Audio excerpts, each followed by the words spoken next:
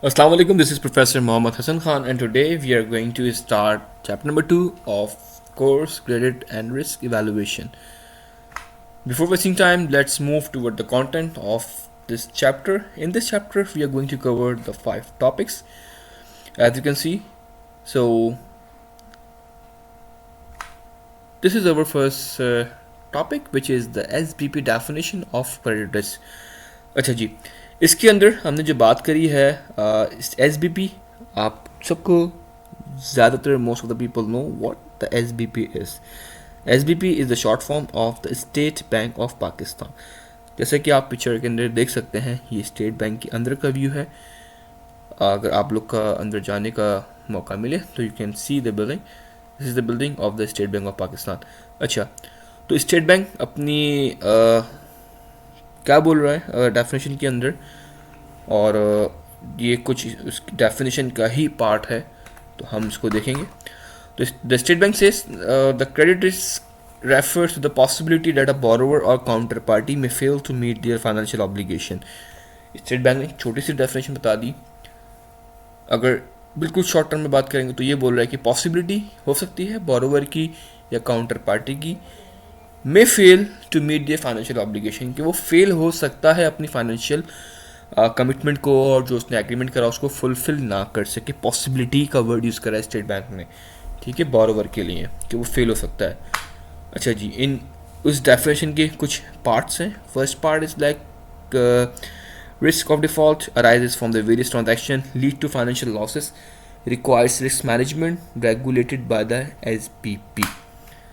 अच्छा, in first second third के अंदर ये आपस में एक तरीके से लिंक है, और ये दो उस प्रिकॉशन की तरफ इशारा कर रहा है कि ये प्रिकॉशंस बैंक्स ले सकते हैं क्रेडिट रिस्क को कम करने के लिए. लेट्स सी यहाँ पे क्या बात कर रहा है फर्स्ट के अंदर, रिस्क ऑफ डिफॉल्ट.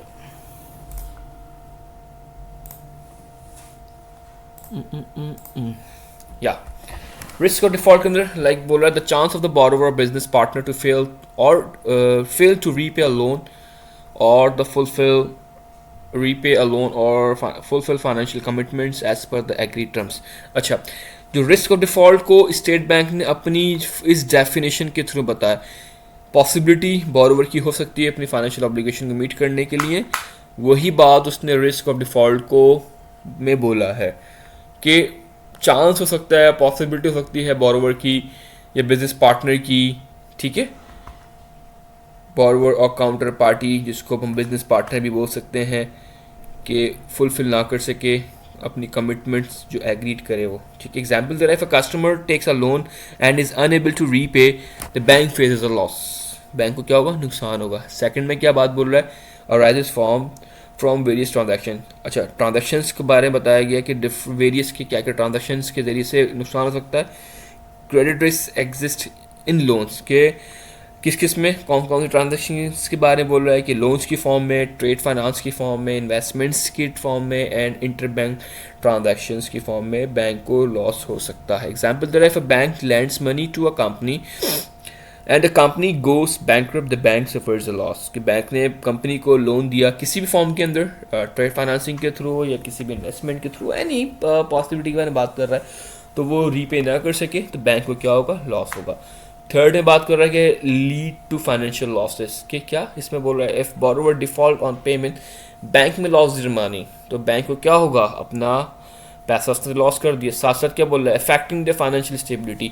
एक तो फर्स्ट थिंग पैसा खो गया, चला गया, और साथ में क्या होगा, उसको फाइनेंशियल स्टेबिलिटी, बैंक की market value, market share value, जो भी इसकी स्टेबिलिटी पे फ़र्क पड़ेगा. उसका कस्टमर लूज हो सकता है, anything can happen over here. Example दे रहा है, a high number of loan default can weaken the bank financial position, कि ज़्यादा बड़ी अमाउंट के अंदर डिफ़ॉल्ट हो गया कोई कस्टमर या कोई भी anyone, can weaken a bank financial position, तो उसको कमज़ोर कर देगा बैंक की फाइनेंशियल पोजीशन में के मुताबिक, वो कम हो सकता है, उसकी वैल्यू कम डीवैल्यूएट हो सकती है. अच्छा, अब इन फोर्थ और फिफ्थ पार्ट के अंदर he says like require risk management. अब अपना प्रिकॉशंस दे रहा है बैंक्स को. Banks must take steps like credit assessments, collateral requirements, and regulatory compliance to minimize risk. अच्छा, कुछ भी नहीं है, मैं क्या करें, कुछ स्टेप्स ले, लाइक क्रेडिट रिस्क, कोलेटरल्स रिक्वायरमेंट।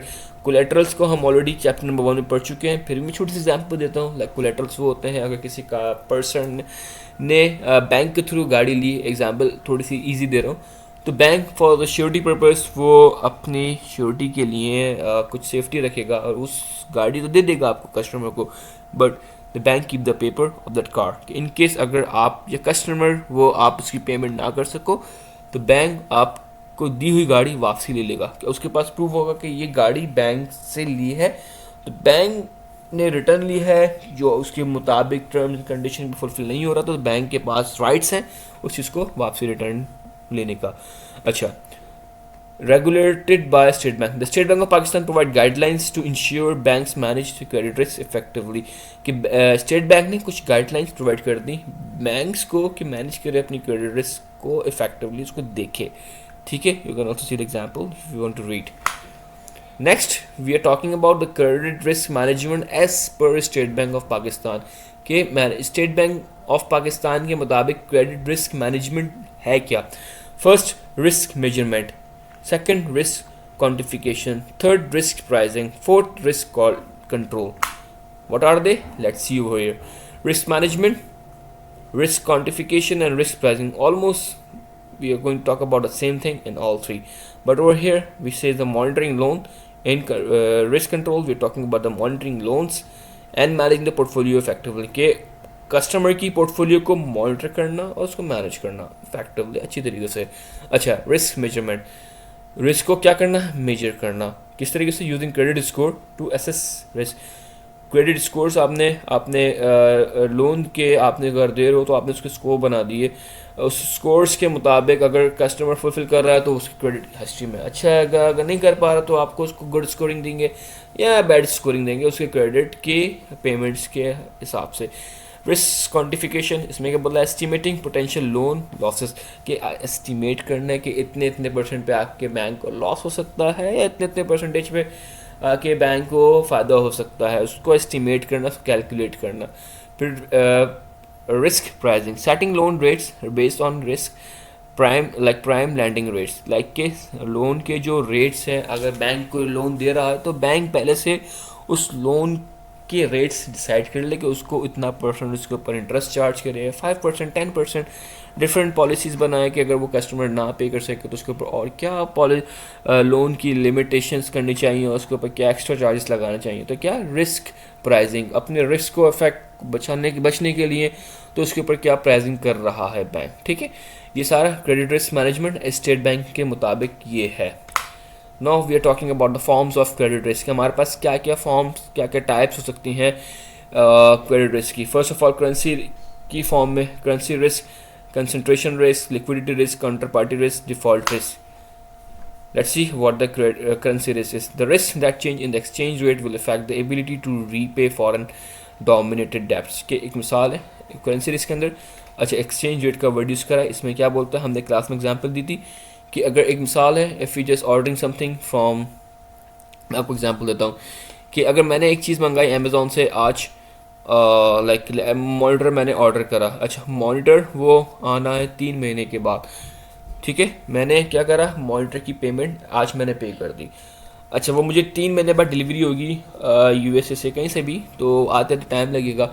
अच्छा जी, अब क्या हो गया, 3 महीने के बाद उसकी प्राइस चेंज हो गई, चेंज होने से लाइक ऐसे प्राइस $300 रही, लेकिन आज के मुताबिक जो डॉलर की वैल्यू, क्योंकि मैं पे कर रहा हूँ इन फॉर्म ऑफ डॉलर्स, तो आज के मुताबिक डॉलर की मिसाल कीमत है 270। 3 महीने बाद कुछ भी, क्योंकि in our currency dollar value is fluctuating day by day, कभी बढ़ रही है, कम हो रही है, स्पेशली बढ़ ज़्यादा रही है, कम हो रही है। तो 3 महीने के बाद डॉलर की जो मेरे कंट्री की वैल्यू थी वो 270 के बजाय वो 280 या 290 हो गई। तो अब जो मुझे पेमेंट करनी है वो 290 के हिसाब से पे करनी है। 3 महीने के बाद जो पेमेंट होगी बढ़ गई है, मेरे डॉलर की वैल्यू बढ़ गई, मैंने ऑर्डर दे दिया, पेमेंट मुझे एट दैट टाइम करनी है। तो अभी तो मैंने इस हिसाब से पेमेंट करी थी, अभी मतलब मैंने सेट करी थी प्राइस जो सेट थी 300 की जो भी वैल्यू थी, बट 3 महीने बाद जो पे करूँगा मैं उसकी प्राइस डॉलर की बढ़ गई, तो मेरे लिए मुश्किल हो जाएगा उसको रीपे करना है, किसी भी कस्टमर को उसको उसके एक्सचेंज रेट की वजह से उसकी रेट प्राइसिंग रेट बढ़ गई, तो उसकी वजह से उसको क्या होगा, करेंसी रिस्क उसको हो गया। सेकंड बात कर रहा है concentration risk, the risk of significant loss if a large portion of credit is given to a single borrower और अ ग्रुप। लाइक अगर बड़ी अमाउंट का दे दिया, लोन दे दिया, तो उसको क्या होगा, उसको रिकवर करना बड़ा रिस्क, कंसंट्रेशन होगा, मुश्किल दुश्वारी होगी, ठीक है। थर्ड बात करें हमने लिक्विडिटी रिस्क। लिक्विडिटी रिस्क के अंदर the risk that an organization won't be able to meet its short terms obligation risk due to lack of cash flow. अच्छा, लिक्विडिटी रिस्क के अंदर कि आपका पैसा कितना, आपके शॉर्ट टर्म जो भी रिक्वायरमेंट्स हैं, शॉर्ट टर्म्स आपके नीड्स हैं, उसको आप फुलफिल नहीं कर पा रहे, तो आपका कैश फ्लो नहीं हो रहा ड्यू टू एनी सर्कमस्टांसेस, तो ये भी आपका एक टाइप का रिस्क है, ठीक है। Counterparty risk, the risk that other party in a transaction will fail to fulfill their obligation, कि दूसरी पार्टी फुलफिल नहीं पा रही आपकी क्रेडिट रिस्क को, मतलब आपको रीपे करने के लिए, तो that's also called a counter party in the form of risk. Default risk, the risk that borrower not be, अच्छा ट्रांजेक्शन काउंटर पार्टी कोई भी अदर लाइक कंपनी ऑर्गेनाइजेशन के बारे में बात करें, यहाँ सिंपल बात कर रहे हैं, नहीं पे कर पा रहा कोई भी जो भी एग्री टर्म्स एंड कंडीशन हो, तो ये डिफ़ॉल्ट रिस्क के फॉर्म में आ जाता है। कितने टाइप्स के हो गए, कितने फॉर्म्स हो गए, currency risk, second we have talk about the concentration, third liquidity, fourth counter party, number 5 but not least that is default risk. Now we are going to talk about the components of the credit risk. We have the two types of component. First of all, we are going to talk about the internal components. Secondly, we are going to talk about the external components. अच्छा जी, इन components के अंदर we talk about how we are going to manage the internal factors. In internal factors, we have proactive loan policy, loan monitoring, good quality of credit risk analysis, sound credit culture. इसकी अब हम first बात करते हैं कि किस तरीके से इंटरनली हम फैक्टर्स को मैनेज कर सकें। प्रोएक्टिव लोन पॉलिसी हम सेट करते हैं, क्लियर रूल्स एंड रेगुलेशन अगर किसी को हम प्रोवाइड करें, गाइडलाइंस हम उसको क्लियरली उसको डिफाइन करते हैं कि हम ये हमारी पॉलिसीज़ हैं और सारी टर्म्स एंड कंडीशन चीज़ें हैं। क्या होगा उससे, अवॉइडिंग रिस्क लोन, हमारे लिए बच सकेंगे, मिनिमम हो जाएगा हमारा रिस्क फैक्टर, ठीक है। सेकंड बात कर रहा है लोन मॉनिटरिंग। अच्छा, ये इंटरनली बात कर रहे हैं, regularly check the status of the loan to catch any early sign of trouble. हम उसको रेगुलर चेक करते रहें ताकि हमें अगर पता चले कि भाई हम उस चीज़ को पकड़ सकें कि भाई ये हमें सिग्नल्स मिल रहे हैं कि हम यहाँ पे लॉस हो सकता है, तो हम उसको पहले से मॉनिटर करते रहें, उस पर वर्किंग करते रहें। गुड क्वालिटी क्रेडिट एनालिसिस, क्या करें भाई, क्रेडिट जो भी एनालिसिस करते रहें। Carefully evaluate a borrower's ability to repay before offering a loan. Borrowers की हम उसको एनालिस करते हैं कि हाँ भाई ये चीज़ें हैं उसके बारे में, उसके मतलब इन शॉर्ट उसकी हिस्ट्री के बारे में, एबिलिटी कि वो कर सकता है नहीं कर सकता। Sound credit culture, creating a responsible and discipline approach to lending within organization, के हम उसको प्रॉपरली उसको अप्रोच उसके स्ट्रेटजीज़ और उसको हम लैंडिंग करते हुए ऑर्गेनाइजेशन के अंदर हम उसको सब कुछ पहले से मतलब मैनेज कर लें, देख लें क्या क्या चीज़ें हमारे पास हैं, हम उस पर प्रॉपरली वर्किंग कर सकें, ठीक है। डिसिप्लिनली उसको हम अप्रोच उस पर अपनाएं। नेक्स्ट बात कर रहे हैं मैनेजिंग एक्सटर्नल फैक्टर्स। अब पहले हमने बात करी इंटरनल फैक्टर्स, हम बात कर रहे हैं मैनेजिंग एक्सटर्नल फैक्टर्स 1 2 3 4 5 6, या आप देख सकते हैं हम इनको बारी बारी यहाँ पे डिस्कस करते हैं। Diversified loan portfolio, what does it mean, spreading risk by lending different sectors और बोरोवर्स। अब मैनेज कर रहे हैं कि हम spreading risk by lending to different sectors, के हम लोग ये चीज़ हमने एग्जांपल दी थी, like example of Bahria town in chapter number 1 you give the example कि डिफरेंट सेक्टर्स में और डिफरेंट बोरोवर्स को हम देखते हुए उसको रिस्क को लैंडिंग करते हुए देखें, मैनेज करें उसको। डाइवर्सिफाइड लोन पोर्टफोलियो, कि कितनी डाइवर्स है, कितनी पोर्टफोलियो उसका मैनेज कर सकते हैं। स्प्रेड रिस्क, ये हमारे लिए जितने बड़ा होगा डाइवर्सिफाइड होगा तो हमारे लिए बढ़ेगा रिस्क का जो फैक्टर बहुत स्प्रेड हो सकता है, बढ़ सकता है, क्योंकि डाइवर्सिफाइड अलग अलग तरीक़ों पे हम लोग सेक्टर्स में इन्वेस्ट कर रहे हैं, तो हमारे लिए थोड़ा मुश्किल हो जाएगा उसको मैनेज करना, ठीक है। हम लोग उसको मैनेज किस तरीके से करें हम देखें उसको स्प्रेड होने से पहले, ठीक है। साइंटिफिक क्रेडिट अप्रेजल्स में क्या बोला, using data to assess loan appraisals financial availability. क्या मतलब कि भाई यूजिंग डेटा, हमारे पास simple scientific credit appraisal like in short हम डेटा पे प्रॉपरली वर्किंग करें, ठीक है। यूजिंग डेटा, हम जो भी डेटा हो उस पर हम क्या करें, उसको इस्तेमाल करें। एसेस लोन प्रपोजल्स, मतलब लोन्स को देने से पहले जो भी इस पे वर्क डेटा पे वर्किंग कर लें हम लोग, ठीक है। In short, norms for borrower, setting limit on loan to single और ग्रुप बोरोवर। हमने ये चीज़ हमने फर्स्ट चैप्टर में ही पढ़ी थी। हम मतलब कि सेट कर लें कि हमें इतने इन इन लोगों को इतना परसेंट लोन देना है, सिंगल पर्सन को, ग्रुप वालों को इतना देना है, तो हम क्या करें, सेट लिमिट्स कर लें। फिर बात करें सेक्टोरल फंड्स एलोकेशन। इसमें क्या बोला भाई, guidelines for how fund should be distributed across sectors के, डिफरेंट डिफरेंट सेक्टर्स में, एग्रीकल्चर में या इंडस्ट्रियल में, कि हम लोग उसको देखें, गाइडलाइंस प्रोवाइड कर दें किस तरीके से फंड डिस्ट्रीब्यूट होना चाहिए, ठीक है। मैंने स्ट्रॉन्ग मॉनिटरिंग एंड कंट्रोल। अच्छा, मॉनिटरिंग एंड कंट्रोल बहुत सारी चीज़ें हम जो रिपीटेशन करते रहेंगे। Monitoring is one of the biggest part of the how to manage and how to overcome the credit risk. Manage, monitoring करना एंड कंट्रोल करना, regular check to ensure proper loan management. Last but not least, that is the delegation and accountability. What it says, clear roles and responsibility for decision making and actions। कि आपका जो भी accountable like जो person है तो उसका clear roles को पता हो और उसको अपनी रिस्पॉन्सिबिलिटी पता हो, specially for the managing external loans को मैनेज करने के लिए, डिसीजन मेकिंग एंड एक्शंस के।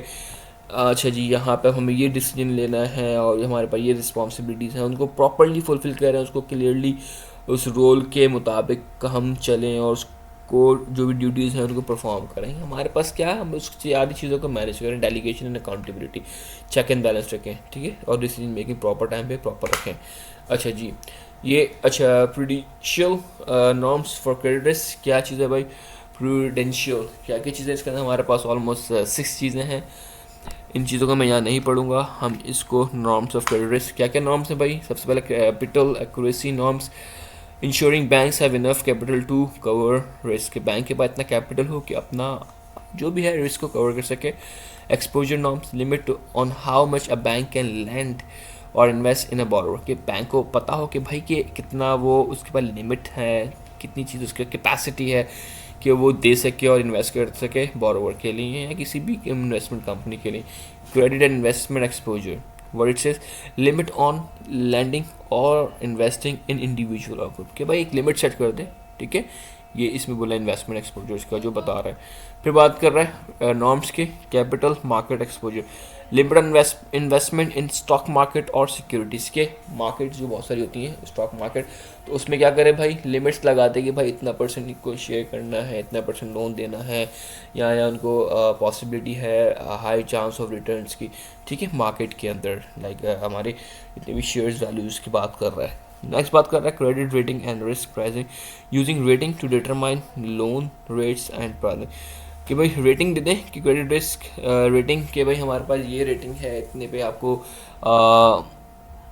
A rate, B rate, C rate, कि आपको इस रेट पे आपको मिल सकता है। रेटिंग मीन्स कि लाइक वो वाली रेटिंग नहीं, लाइक कैटेगरीज बोल रहे हैं। ए कैटेगरी अगर आपने फॉरेन कर दे तो आप कैटेगरी ए में आ गए, तो नेक्स्ट टाइम अगर आप लेंगे तो आपकी क्रेडिट रेटिंग क्या है उसके बिहाफ पे आपको नेक्स्ट टाइम लोन मिल सकता है, ठीक है। ये एग्जांपल है। लोन पॉलिसी नॉर्म्स क्या है, policy guidelines for the banks lending practice and risk management, जो भी लैंडिंग प्रैक्टिसेस हैं और रिस्क मैनेजमेंट की उनको प्रॉपर्ली उस पर अमल करे, उसको खुद इम्प्लीमेंट करवाए, ईच एंड एवरीथिंग। ये हमारे पास कुछ नॉर्म्स थे, हमने 1 2 3 4 5 6 तो हमने देख लिए, हम इस पे वर्किंग कर सकते हैं। अच्छा, मैं थोड़ा सा स्पीड में यूँ कर रहा हूँ क्योंकि चाह रहा हूँ कि आपको ज़्यादा टाइम ना देना पड़े और आपकी वीडियो कम से कम शॉर्ट टाइम पीरियड में आप लोग उसको देख लें, क्योंकि जितनी बड़ी वीडियो होगी तो आप लोग उसको देखना आपको थोड़ी सी मुश्किल होगी। नेक्स्ट बात कर रहे हैं credit risk limits. Credit risk limits क्या क्या हो सकते हैं, मैंने यहाँ 1 2 3 4 5 client, regional bank, industry, firms credit limit क्या क्या है देखते हैं यहाँ पे। First, client credit limits, maximum credit exposure पर बोरोवर और काउंटर पार्टी। क्लाइंट क्या है भाई, मैक्सिमम क्रेडिट एक्सपोजर, वो कुछ बातें रिपीट होती रहेंगी। क्लाइंट के ऊपर, फर्म के ऊपर क्या, टोटल क्रेडिट एक्सपोजर, फर्म के ऊपर एक्सपो फॉर स्पेसिफिक फर्म, उसको प्रॉपरली उसको मैनेज करना देखना, ठीक है। Industry, total credit exposure for industry, उसके लिए पूरा एक्सपोजर करते रहना, उसको मॉनिटर करना, चेक एंड बैलेंस करना। रीजनल, लाइक फर्स्ट क्लाइंट की बात कर रहा है, फिर किसी भी फर्म, इंडस्ट्री, रीजनल वाइज बात कर रहा है, फिर बैंक क्रेडिट, फिर बैंक टू बैंक बात कर रहा है। Total credit exposure for the entire bank, bank के लिए भी क्या लिमिट्स सारी हम बात कर रहे हैं। क्रेडिट रिस्क लिमिट के क्लाइंट की क्या लिमिट्स हों, बैंक फर्म्स की क्या हों, इंडस्ट्री की क्या हों, रीजनल की क्या लिमिट्स हों, और बैंक क्रेडिट लिमिट्स, और बैंक की अपनी और दूसरे जिस बैंक्स को वो इंटरनली ट्रांसफ़र कर रहा है तो उनकी क्या लिमिट्स हों।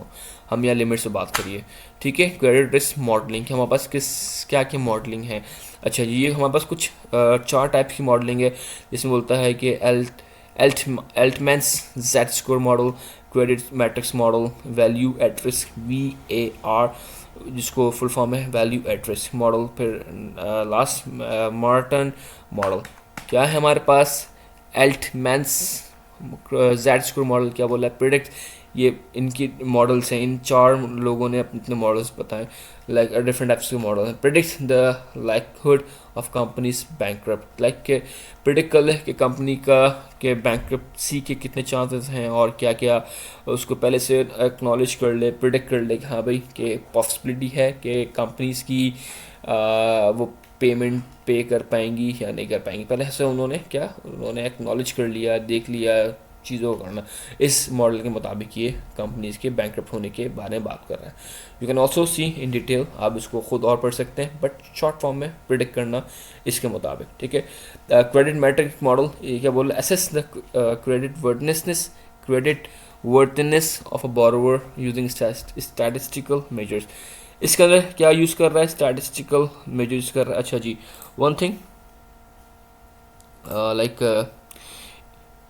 एल्टमेंस मॉडल के अंदर इसमें क्या बात कर रहा है, इसमें प्रिडिक्ट करने की बात कर रहा है। क्रेडिट मैट्रिक्स मॉडल में स्टैटिस्टिकल मेजर्स की बात कर रहा है। वैल्यू मैट्रिक्स के अंदर क्या बात कर रहा है, let's see, estimate potential loss in value due to market fluctuation. इसमें बात कर रहा है वैल्यू एट रिस्क, क्योंकि मार्केट के अंदर मार्केट फ्लक्चुएट होती रहती है। तो VAR मॉडल किसकी बात कर रहा है, VAR के अंदर मार्केट फ्लक्चुएशंस की बात कर रहा है। फिर Merton models last but not least, इसके अंदर बात कर रही है स्टॉक प्राइस एंड डेप्थ to measure credit risk and default probability. इसमें स्टॉक प्राइस किसके मुताबिक, डिफ़ॉल्ट प्रोबेबिलिटी के मुताबिक ये बात कर रहा है, ठीक है, मार्टन मॉडल। इसमें मैं डीपली बात नहीं कर रहा। If you want to study this in deep, you can just simply search Google anywhere और एनी बुक, तो इसमें आपको डिटेल पता चलेगा। But I am not here to explain this in detail. जो चीज़ें हैं I try to explain you in short and try to make you people learn easily, because the short thing can easily you can learn, and if I give you the definition of these thing, and I can also give you in more than 4 to 5 lines, but you are not able to understand, you are not able to know what this thing trying to sing to you. Okay, this is the last slide. I hope you try to understand, try to learn a lot of things in this slide, and if those people who are not present in the class, you can also see and how short I try to make this notes, and how short I just try to make these slides. You can also compare my slides from your slide that is provided by the university, and you can see the clear difference between my lectures and the university lectures. I hope you just enjoy this chapter number 2, and inshallah see you in the next chapter number 3. Till then, Allah Hafiz, take care, bye bye.